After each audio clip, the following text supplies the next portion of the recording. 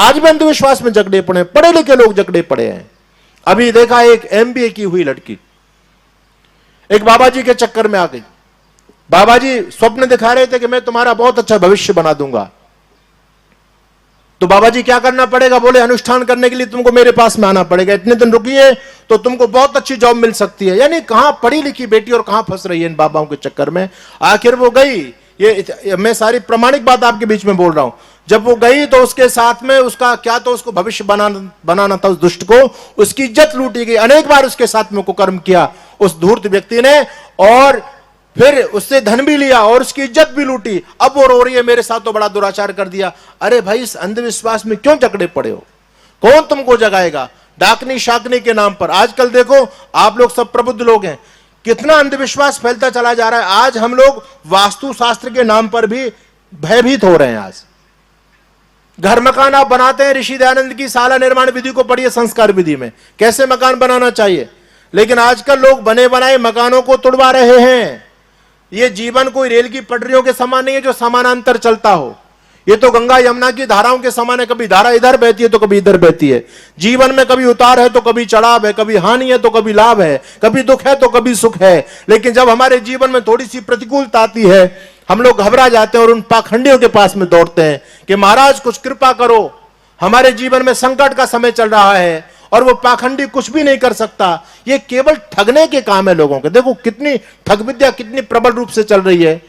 आजकल लोगों के ऊपर कोई किसी के ऊपर शनि चढ़ा रहा है, कोई मंगल का साया बता रहा है।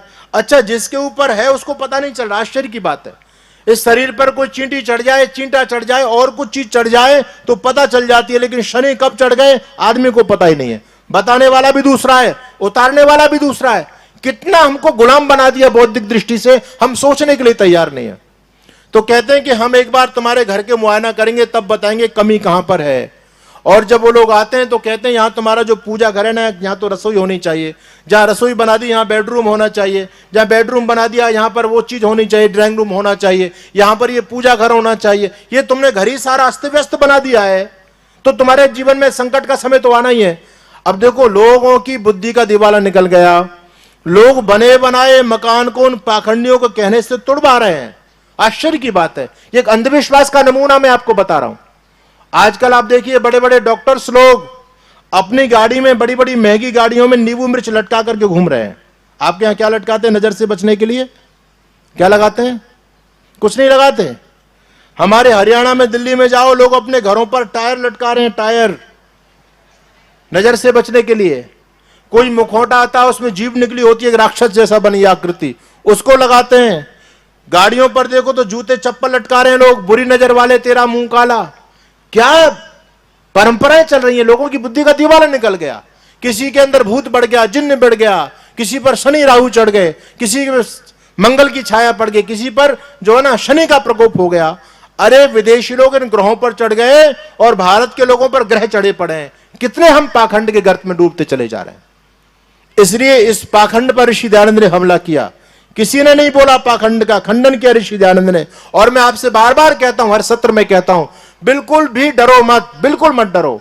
ये भूत प्रेत जिन्न पिशाच शनि राहु केतु, ये ऊपर नीचे का चक्कर, ये घात चुड़वाना, ये पानी पड़वाना, ये डोरे गंडे ताबीज जो आप मुल्लाओं से पढ़वा करके ला रहे हो, अपने बच्चों के गले में बांध रहे हो। कोई बच्चे के गले में बांधता, कोई हाथ में बांधता है। और आजकल ये यहां पर आ गया है, काला काला धागा बहुत सारी बहन बेटियों के पैरों में बंधा होगा। मैं आपसे कहना चाहता हूं, यदि बचना चाहते हो, इस पाखंड के गर्त से निकलो। और जो काली काली बेड़ियां आपके पैरों में बंधी पड़ी, इनको तोड़ देना भी इनकी कोई शक्ति नहीं है। बस देखा देखी चल रही है। दूसरे ने किया, हमने भी करना शुरू कर लिया। अपने बुद्धि विवेक से हमने निर्णय नहीं लिया। जिस दिन हिंदू धर्म के क्षेत्र में बुद्धि का इस्तेमाल करना शुरू कर देगा, उस दिन ये पाखंड सारा समाप्त हो सकता है और उस दिन व्यक्ति आर्य समाजी बन सकता है। अरे आर्य समाजी होता ही क्या है? आर्य समाजी वो जो हर क्षेत्र में अपनी बुद्धि को खोल करके चलता है। दुनिया के लोग व्यापार के क्षेत्र में, अन्य कारोबार के क्षेत्र में बुद्धि को खोलते हैं, उसका इस्तेमाल करते हैं, लेकिन धर्म के क्षेत्र में उनको बेवकूफ बनाया जाता है। धर्म में अकल को दखल नहीं है। धर्म केवल आस्था का विषय है। बस श्रद्धा से सुनते चले जाओ, इसी में कल्याण हो जाएगा, ऐसा आपको पाखंडी लोग बहकाते हैं।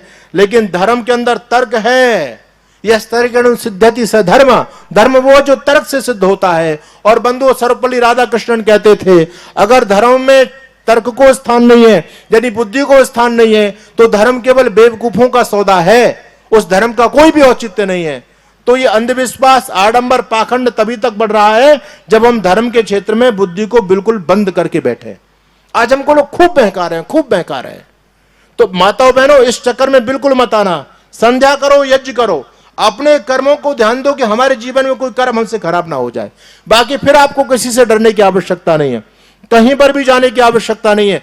परमपिता परमात्मा अंतर्यामी है, कण कण में विद्यमान है, उसको किसी एक स्थान विशेष पर जाकर के दर्शन करने की आपको आवश्यकता नहीं है। ये मूर्ति पूजा देश के लिए कितनी घातक सिद्ध हुई, बोल रहा हूं मैं, आप लोगों को बुरा लग सकता है, लेकिन मैं फिर भी बोलता हूं, मूर्ति पूजा का कितने साइड इफेक्ट ऋषि दयानंद सत्याप्रकाश में गिना रहे हैं, 16 दुष्परिणाम है ना।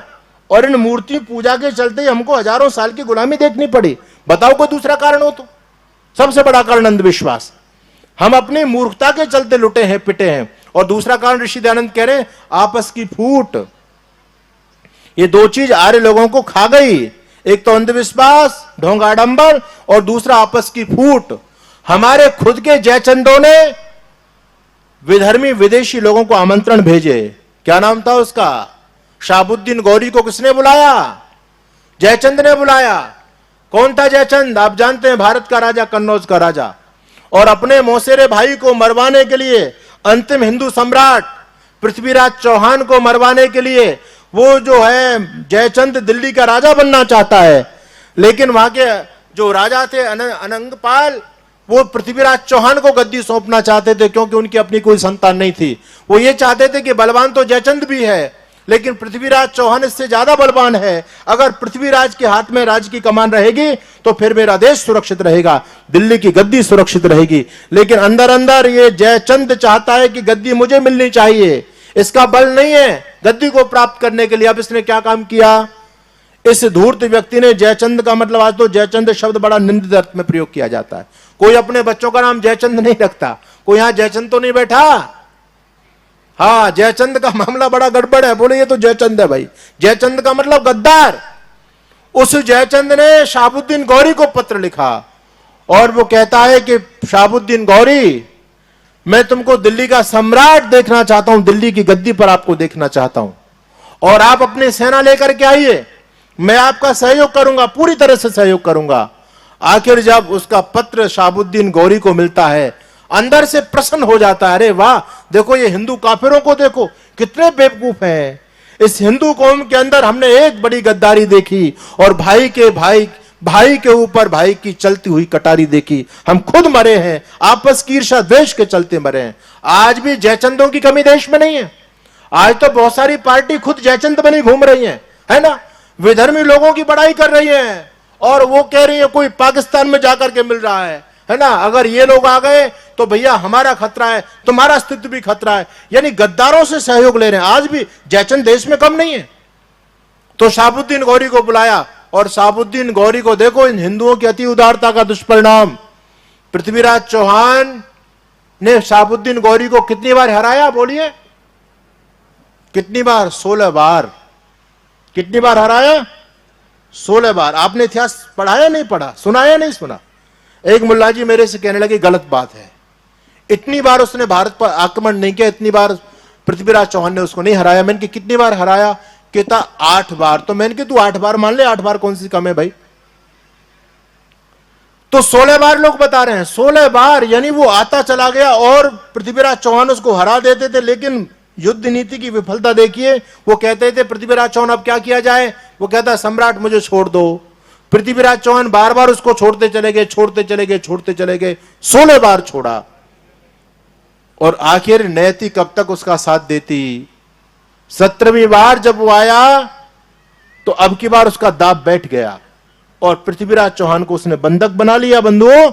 और एक बार पृथ्वीराज चौहान ने कहा था कि शाहबुद्दीन गौरी, मैंने तुझको 16 बार जीवन दान दिया, 16 बार छोड़ा है, तू मुझे एक बार छोड़ दे। वो कहता मैं काफिर नहीं हूं, मैं बेवकूफ नहीं हूं। दुश्मनों को कभी छोड़ा नहीं जाता, दुश्मनों को कभी हल्के में नहीं लिया जाता। आप जानते हो, पृथ्वीराज चौहान को अपने साथ कैद करके लेके गया, कहां? अफगानिस्तान में। अकेला पृथ्वीराज चौहान नहीं गया, उसकी पत्नी संयोगिता के साथ में कितना अत्याचार बलात्कार किया गया, और उसके जो बेटे थे उनको जबरदस्ती धर्मांतरण किया गया। चौहान वंश मुसलमानों में पाया जाता है, सारे जो चौहान है ना ये सारे पृथ्वीराज के वंशज हैं।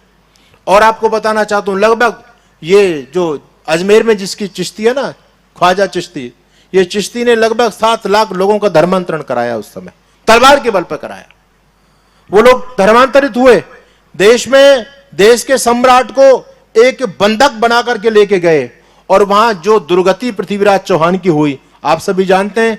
क्या किया, उसकी आंखें फोड़ दी गई और तिल तिल करके उसको मारा जा रहा है, यातनाएं दी जा रही हैं। बंधु, वो तो आपने इतिहास पढ़ा होगा, चंद्रबरदाई पहुंच गए वहां, और चंद्रबरदाई ने जाकर के वहां के सम्राट को कहा, शहाबुद्दीन गौरी को, कि तुम जो भेष बदल करके पहुंचे थे, कि तुम जो भारत के सम्राट को यहां बंधक बना के लाए हो ना, तुमने बहुत अच्छा किया। ये बड़ा घमंडी था, बड़ा दुष्ट था, अच्छा किया तुमने। एक बार मुझे इससे मिलने का अवसर दे दो। बोले क्या करोगे? मैं इससे ये कहूंगा कि तू ये कहता था कि दुनिया में मुझे कोई जीत नहीं सकता। अरे पृथ्वीराज चौहान, तेरी ताकत कुछ नहीं है, शहाबुद्दीन गौरी तुझसे ज्यादा बलवान है, उसने तुझको जीत करके दिखा दिया। ये शहाबुद्दीन गौरी बड़ा खुश हुआ, बोले अच्छा ये बात कहनी है, ठीक है भैया, इस फकीर को मिलने दो। आखिर उसको मिलने के लिए अनुमति दे दी गई। जब देखा पृथ्वीराज चौहान की दुर्गति चंद्रबरदाई ने देखी, उनके जो कवि थे उन्होंने देखी, तो कहा कि पृथ्वीराज चौहान ये आंख कैसे फूट गई? क्या युद्ध में लड़ाई करते करते फूट गई थी? बोले लड़ाई करते करते नहीं फूटी, ये तो यहां आकर के गलम सलाका करा करा करके इस शहाबुद्दीन गौरी ने अपने 5-5, 6-6 योद्धाओं को मेरे सामने भेजा, और चाकू की नोकों से मेरी आंखों को निकाला गया है। कितना अत्याचार इस हिंदू जाति पर हुआ मेरी माताओं बहनों। कहानी बहुत लंबी है, मैं उस कहानी को सुनाने के लिए आपके सामने नहीं बैठा। आखिर वो युद्ध होता है, 4 बांस 24 गज अंगुल प्रमाण, और ताऊ पर सुल्तान है मच्चू के चौहान। वो भारत के योद्धा ने उस विदेश की धरती पर भी जाकर के उस शहाबुद्दीन गौरी की भी गर्दन काट दी, उसको भी मार गया। और दोनों भी, पृथ्वीराज चौहान और चंद्रबरदाई, दोनों भी वहां आपस में एक दूसरे को मार करके समाप्त कर लेते हैं अपने जीवन को। एक बात आपको और बता दूं, यदि आपको मेरी बात कुछ काम कर जाए तो बहुत अच्छा रहेगा। पृथ्वीराज चौहान की कब्र बनी है आज भी, कहां? अफगानिस्तान में। यहां पर भी लोगों की कब्रें बनी हुई हैं, लेकिन यहां कब्रों का क्या हो रहा है? हिंदू जाकर के सर पटक रहा है इन कब्रों के ऊपर, उनको पूज रहा है। दादू जी ने कहा कि दादू दुनिया बाबरी, कब्रें पूजे ऊत, और जिनको कीड़े खा गए उनसे मांगे पूत। इन हिंदुओं की दुर्गति देखो, अपने दुश्मनों से, जो हमारे पूर्वजों के दुश्मन थे, युद्ध में हमारे पूर्वजों ने जिनको मार दिया, आज उनकी संतानें अपने दुश्मनों से जाकर के पूत मांग रही हैं, उनसे आशीर्वाद प्राप्त कर रही हैं। कैसे हमारा भला हो जाएगा? एक तरफ हम लोग हैं जो उन विधर्मियों की कब्रों को पूज रहे हैं, नाक रगड़ रहे हैं वहां, एक तरफ वो लोग हैं। आपको जानकारी होनी चाहिए, अफगानिस्तान में पृथ्वीराज चौहान की कब्र बनी हुई है। और जब कांधार विमान अपहरण हुआ था अटल बिहारी वाजपेयी की सरकार में, तो आपको पता है, जो हमारा विमान अपहरण करके हाईजैक करके आतंकवादी लेकर के गए, तो कुछ शर्तों पर उन्होंने हमारे विमान को रिहा किया, हमारे यात्रियों को छोड़ा। आतंकवादी लोगों ने, हमने बहुत सारे आतंकवादियों को जेल से छोड़ा, और देश के विदेश मंत्री यशवंत सिंह यहां से विमान लेकर के गए, सारे आतंकवादियों को भर के लेके गए और उनको सौंप दिया। बोले हमने तुम्हारे आतंकवादी तुम्हें सौंप दिए और तुम भारत के लोगों को हमको सौंप दो। बंधु, उस समय जो पत्रकार उनके साथ में गए थे, जब उनकी डील पूरी हो गई और भारत के लोग उनको मिल गए, जब मामला खत्म हो गया, सुलह हो गई, तो पत्रकारों ने कहा कि हम तुम्हारी जमीन पर आए हैं, अब हमारे पास कुछ थोड़ा सा 4-5 घंटे का समय है। तो पत्रकार तो आपस में मिल जाते हैं। उन्होंने कहा कि आप अपने देश की सबसे खूबसूरत जगह हमको दिखाइए। तो वहां के पत्रकार भारत के पत्रकारों को लेकर के गए, और वहां लेके गए, एक वहां सड़क पर एक कब्र बनी हुई थी, और वहां एक लंबा जूता पड़ा हुआ था। जो भी व्यक्ति राहगीर वहां से जाता है, उस जूते को उठा करके 5 जूते उस कब्र पर मारता है। हमारे भारत के पत्रकार देख रहे हैं, ये मामला है क्या? उन्होंने पूछा, भैया ये क्या मामला है, ये जूते क्यों पटक रहे हैं, ये क्या है? ये कहते हैं ये कब्र है। तो कब्र की तो पूजा की जाती है, लेकिन इस पर तो जूते मार रहे हैं। बोले ये कब्र हमारे यहां के फकीरों की नहीं है, ये कब्र हिंदुस्तान के सम्राट पृथ्वीराज चौहान की है।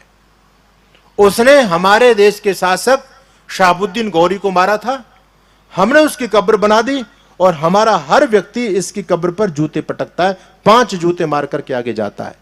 यह पृथ्वीराज चौहान की दुर्गति हो रही है अफगानिस्तान के अंदर। बंधुओं, एक तरफ हम लोग हैं जो उन कब्रों को सिर पटक रहे हैं, उनको पूज रहे हैं। ध्यान रखिए, ऋषि दयानंद की आत्मा रो पड़ी। ऋषि दयानंद ने जो पाखंड का खंडन ऐसे नहीं किया, उस ऋषि को क्या क्या नहीं झेलना पड़ा। किसी ने मुसलमान बनने का इल्जाम लगाया, किसी ने उनको ईसाई कहा, किसी ने विस्तर फेंके, किसी ने पत्थर फेंके। लगभग 42 बार ऋषि दयानंद की प्राण लेने की चेष्टा की गई। 42 बार लोगों ने जहर दे रहे हैं, कोई षड्यंत्र कर रहा है, कोई उसमें जहर दे रहा है, कोई ईंट पत्थर, कोई मारने के लिए पहलवानों को भेज रहा है, कोई कैसे मरवाना चाहता है। आखिर स्वामी दयानंद सरस्वती ने जीवन के अंतिम क्षणों में सोचा कि ये लोग मुझे जीने नहीं देंगे, मेरा जीवन कभी भी जा सकता है, बार बार आक्रमण किया जा रहा है। ये जो वेद की मशाल है, ये मशाल जलती रहे, इसके लिए मैं कुछ काम कर जाऊं। स्वामी दयानंद ने सोचा मेरे मरने के बाद में ये विचारधारा, ये वेद की विचारधारा समाज में चलती रहे, इसलिए स्वामी दयानंद सरस्वती ने आर्य समाज की स्थापना की कि मेरे जीवन का कोई भरोसा नहीं है, क्योंकि जो जगाने के लिए आता है, इस हिंदू जाति ने उसको सुला दिया। बंधुओं, मेरे निवेदन को आप स्वीकार कीजिएगा। मैंने 2 बातों पर आज आपके बीच में प्रकाश डाला। पहली बात, अंधविश्वास, रूढ़ियां, आडंबर, ढोंग, पाखंड, इसको बिल्कुल जड़ से खत्म करो। मूर्ति पूजा देश के लिए अभिशाप है। भारत की अवनति का जो सबसे बड़ा कारण हुआ, वो मूर्ति पूजा सिद्ध हुआ है, ध्यान रखिएगा। आज क्या बुद्धि का दीवाला निकल गया। हमारे हिंदू समाज की बेटियां, पढ़ी लिखी बेटियां, किससे शादी कर रही हैं? भगवान जी के साथ में शादी कर रही हैं। देखा होगा आपने, वीडियो आते हैं, वो लड्डू गोपाल के साथ शादी कर रही है। कहां बुद्धि चली गई इनकी? वो वृंदावन से बारात आ रही है जी, बोले मैं तो अब दुल्हन ठाकुर जी की जो है ना, बांके बिहारी वृंदावन लाल की दुल्हन बन करके जाऊंगी और सारा समय जीवन उनके चरणों में निकालूंगी। कहां बुद्धि चली गई हमारी? इन मूर्तियों के साथ में शादी कर रही हैं बेटियां, इन मूर्तियों के विवाह किए जा रहे हैं। तुलसी ग्राम का विवाह हो रहा है, उसका विवाह हो रहा है, भगवान शिव की शादी हो रही है। ये क्या? अभी उज्जैन के अंदर एक हिंदू समाज की कम्युनिटी ने मिलकर के भगवान शिव की शादी की। पत्रकार जब उनसे पूछ रहे थे, कहते हैं इसमें कई करोड़ रुपए का खर्चा है, पूरे उज्जैन नगरी को आमंत्रण दिया गया, सारी रस्में निभाई गई, हल्दी की, संगीत की, महिला गायन, संगीत आदि जो कुछ शादी में होता ना, सब कुछ किया गया। पत्रकारों ने पूछा तो जो आयोजक लोग थे वो बड़ा एहसान दिखा रहे थे। बोले देखो जी, हमने सोचा कि आज हम अपने बच्चों की शादी बड़े उसके साथ में करते हैं, गर्व के साथ में करते हैं, इतना पैसा खर्च करते हैं, ये करते हैं, वो करते हैं, तो ये तो हमारे भगवान जी हैं, तो हमको भगवान जी की शादी भी ऐसी करनी चाहिए, नहीं करनी चाहिए? तो हमने भी फिर भगवान जी की शादी उसी स्टैंडर्ड से करने की सोची है। कहां बुद्धि चली गई? अपना बड़प्पन समझ रहे हैं उसमें। ये अंधविश्वास, ये रूढ़ियां, ये पाखंड देश की अधोगति का कारण है। आपके घर में यदि प्रवेश कर रहा है तो मेरी माता बहनों, उसको रोकिए, कट्टर आर्य बनिए, किसी से डरने की आवश्यकता नहीं है। ज्योतिष के नाम पर लोग ठग रहे हैं। महाराज हमारा भविष्य बताओ, क्या भविष्य है इसमें? ज्योतिष शास्त्र तो गणित विद्या है, वो सही है, लेकिन आज इन लकीरों के नाम से लोग खूब ठग रहे हैं लोगों को, और लोग पढ़े लिखे लोग उल्लू बन रहे हैं। समझने वाली बात है। तो ऋषि दयानंद का कितना बड़ा उपकार है हम लोगों के ऊपर कि स्वामी दयानंद सरस्वती ने हमारी बुद्धि पर लगे ताले को खोल दिया। अभी भगवान राम के मंदिर का लोकार्पण हुआ 22 जनवरी को, मुझे भी जाने का सौभाग्य उसमें मिला, मैं भी गया। लेकिन बंधुओं, उसमें देखो क्या स्थिति हो रही है हिंदू समाज की। अभी चंपत राय जी का बयान आया। चंपत राय जी कहते हैं कि राम लला को 18 घंटे तक जगाना ठीक नहीं है। अभी वो बच्चे हैं, उनको विश्राम भी तो चाहिए ना, तो इतने लंबे समय तक उनको कष्ट मत दो। इसलिए एक दर्शन का एक सीमित समय हम रखेंगे, 5 घंटे तक रामलला दर्शन देंगे, उसके बाद रामलला विश्राम करेंगे। है ना? क्या हो रहा है ये देश में? देखो, एक बात मैं कह देता हूं, हो सकता है कड़वी लग जाए लोगों को।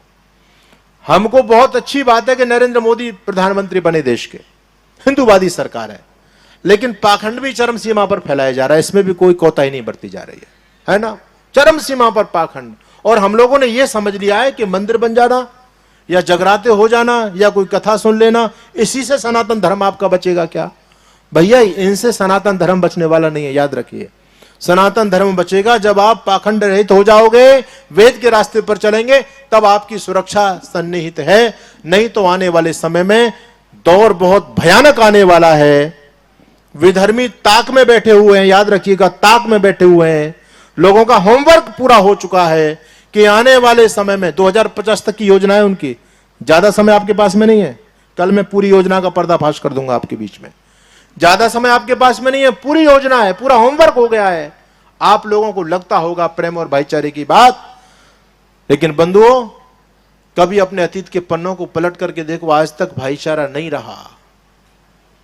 सारे मंदिर तोड़े और मस्जिदें मंदिर की छाती पर बनी है। और मैं तो आर्य समाजी लोगों से कहता हूं, स्वामी श्रद्धानंद का बलिदान हुआ, मारा स्वामी श्रद्धानंद को किन लोगों ने मारा? इन्हीं भाईचारे वाले लोगों ने मारा। महाशय राजपाल को मारा, इन्हीं भाईचारे वाले लोगों ने मारा। पंडित लेखराम जी को मारा, इन्हीं भाईचारे वाले लोगों ने मारा। और ऋषि दयानंद की हत्या की गई, उसमें इन भाईचारे वालों का पूरा हाथ था। यानी समझने की बात है, अभी भी हमारी नींद नहीं खुल पा रही है। इसलिए मैं कहता हूं कि अब जाग जाओ, ज्यादा समय आपके पास में नहीं। ये जो आडंबर ढोंग फैलाने वाले, ये पाखंडी आपकी रक्षा नहीं कर पाएंगे, पक्की बात है, बिल्कुल भी रक्षा करने में सक्षम नहीं है। ये सारे के सारे धार्मिक माफिया हैं, ये धर्म के नाम पर अपनी दुकानें चला रहे हैं, इनको वो आपकी सुरक्षा से कोई भी लेना देना नहीं है। आज भी राष्ट्रीयता की विचारधारा परोसी जाती है तो वो किसी भी जनाब बागेश्वर धाम के मंच से मिलेगी, आपको केवल आर्य समाज के मंच से मिलेगी।